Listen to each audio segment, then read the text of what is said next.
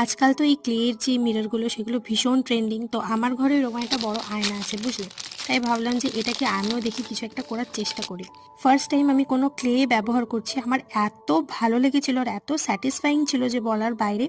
আমি ক্লে দিয়ে আরেকটা জিনিসও বানিয়েছি, যেটা আমি রিলেটেড ভিডিওতে দেখো দিয়ে রেখে, চাইলে তুমি চেক করতে পারো। আর এখন আমি এখান দিয়ে একটা বল তৈরি করলাম। এরকমভাবেই দেখেছিলাম যে বল তৈরি করে জিনিসটাকে এরকমভাবে প্রথমে কেটে নিয়ে তারপরে বল তৈরি করতে হবে।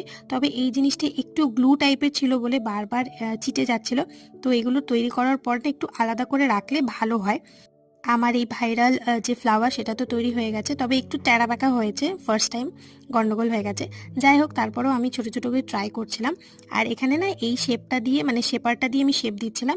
আর এখানে খুব সুন্দরভাবে আমি সমস্ত জিনিস তৈরি করছিলাম। ছোটবেলার কথা খুব মনে পড়ছিল, ছোটবেলায় যেমনি মাটি নিয়ে খেলা করতাম সেরকম।